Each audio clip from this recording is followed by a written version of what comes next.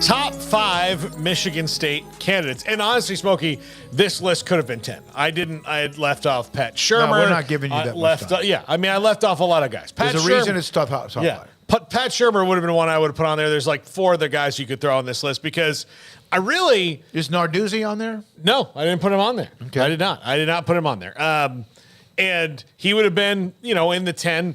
I think these 5 for certain reasons. Number 5, Matt Campbell.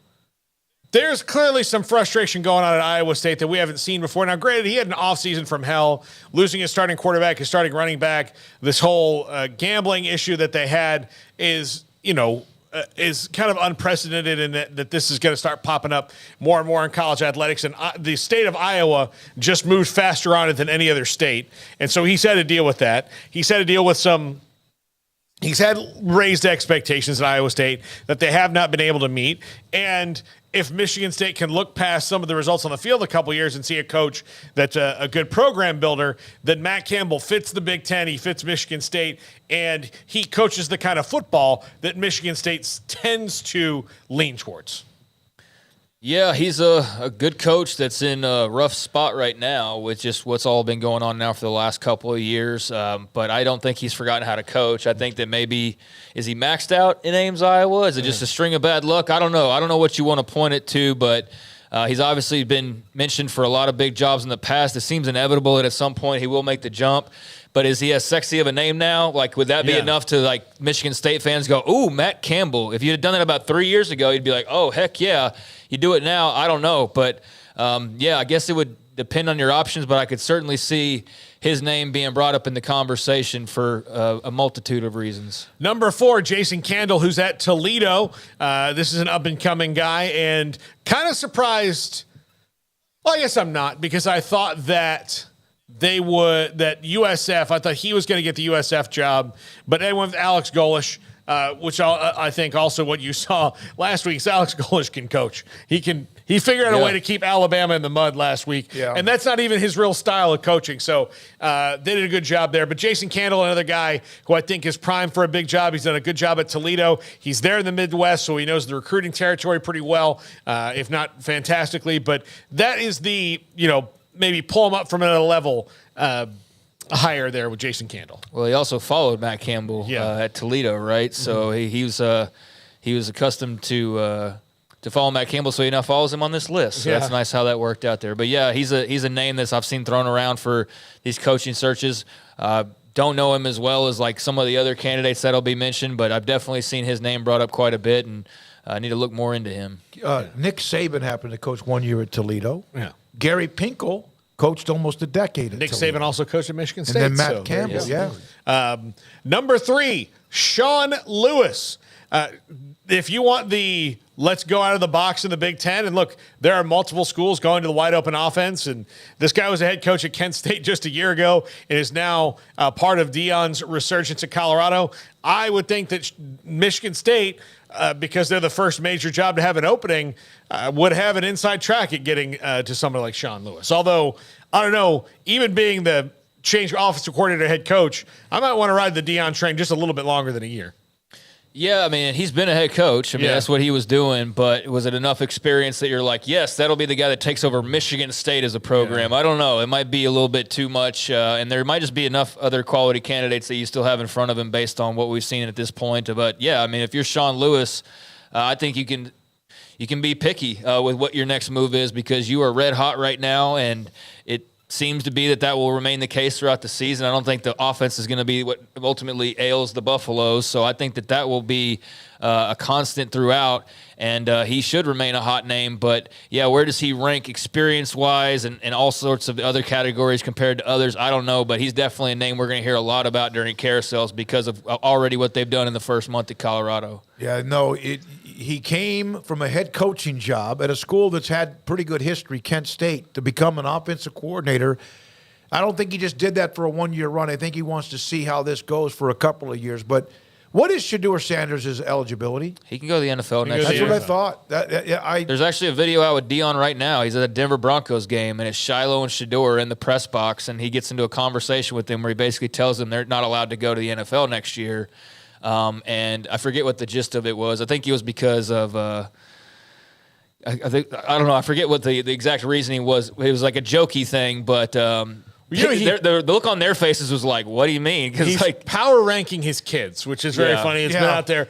And Shador, after those 2 games, was 5th. And I think Rich Eisen asked him. He's like, "Look, he just had the best game. You know, he threw for 500 yards in this game, and he's 5th." And he's like, "Yeah, because he might up and leave me next year and go to the NFL." So that's why Shador is 5th, in spite of being the second. Hey, Shiloh jumped up a couple of notches with that pick. They don't win that game without Shiloh the other night. Shiloh made a couple of huge plays at the right time to keep them, in a position to be able to make that game what it was. Yeah, without Shiloh, Shador doesn't have the big, send off there at the end. But Sean Lewis is a red hot name we're going to hear tons more about. But there was a cool little bit. I forget the exact context, but he was basically telling them, like, you're not going anywhere. Yeah. And we'll see, because they had a, are you kidding me? Look on their face. So that'll be an interesting decision coming up here in a few months. Yeah. Number 2, Jonathan Smith. Look, he's at his alma mater, and they're doing great right now. Oregon State and Washington State might wind up being one of the best games of the week in the Left Behind Bowl. Yep. And look, I could have put Jake Dykert on this list in the same spot just the same way, because these are guys that now, depending on what happens with Oregon State and how much money they're going to have available to pump through the program in the next couple of years. Look, I don't think any of these no coaches really, really want to leave a place that they like. Sometimes you get kind of tempted into doing it. But Jonathan Smith's at an alma mater. He's got them going better than they have in a long, long time, and consistently better. And he's an excellent coach. I just wonder, can Michigan State can clearly, especially if they get out from paying the $79 million they owe Mel Tucker for firing for cause, will have money to burn when they're hiring their coach. And this is someone who I think could shake up the Big Ten as well. Yeah, Jonathan, that is such a great story. Won the Pac-12, then they took a beating for months, but self-inflicted. But Jonathan Smith at Oregon State and what they're doing at Washington State, I'm so happy for them. I really am. That doesn't mean anything's going to be part of their future. They're not going to be. I'm just happy they both reacted and have played well, and they were supposed to be pretty good. Yeah, I'm happy for them too. I just hope that they keep it up, and I think that there's every reason to believe that they can.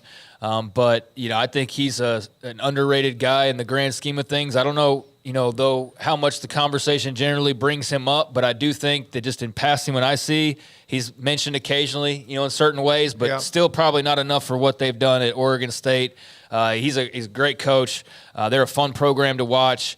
And I'm super excited about what they've got the rest of the way, because I think they're going to keep making a lot of noise. And I don't know, how he stacks up in, Michigan State interest, his interest in them or their interest and vice versa. But I think any coaching job that comes up where, in theory, he could see a step up, his name deserves to be brought up by or at least looked into by just about everybody, because I think he's the real deal. If you have an opening in college football and you don't at least figure out whether or not he's interested or could there be interest, and you're not doing your job. Yeah, absolutely. And number 1, Mike Elko.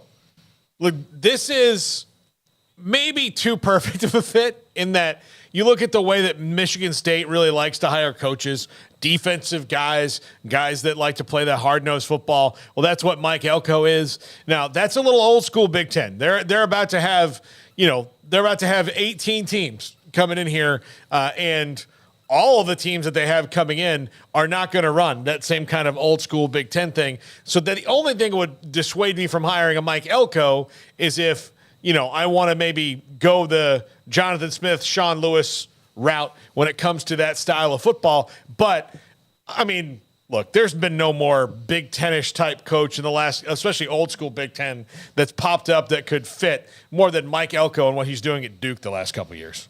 UT Parking, with USC and UCLA joining the crowded Big Ten, why is Michigan State a job that makes it even attractive? Other than money, I don't see the appeal. And, of course, I didn't read the last part. I responded with money. But then if you win there, then your options open up even further of what you can do, and yet again, more money. But UT Parking, good point. Yeah, look, they're not the, if you go through the top 10 programs that have been consistently successful, I mean, they've always been good. They've had a couple of really good years. They've never been great. Michigan has, Ohio State has, Penn State has.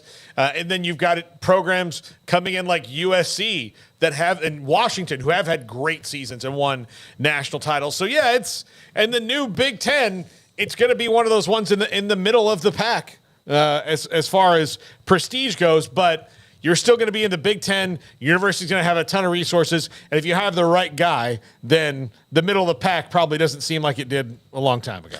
I mean, yeah, it's daunting, but I'm not just caving to UCLA. Yeah. Like they're just going to automatically be better than me. I didn't even include them. I'm not even including you. I'm just saying in general. I mean, I don't think that you just automatically put them in the middle of the pack just de facto. I mean, right now, based on what we've seen, sure, but I don't think that they're just necessarily right away behind all of the new entrants coming out of the Pac-12. I can see where you see that, but I don't know. Nick Saban thought it was a good enough job back in the day. Plenty of other coaches have had success there, and I realize it's not Ohio State or Michigan or whatever, but I don't know. I still think it's a top 30 to 40 job. Maybe there's NIL things or stuff like that puts it in a different category, and maybe I'm overrating it a little bit, but I don't know. I still think, it's in the Big Ten. You've got money galore. You've got rivalries galore. You've got a lot of things going for you. So yeah, it'd be a daunting task, but I think that's what you want out of a big time job. As good as D'Antonio did there, he won Big 10 titles in 10, 13, and 15, but that was it. And then they've been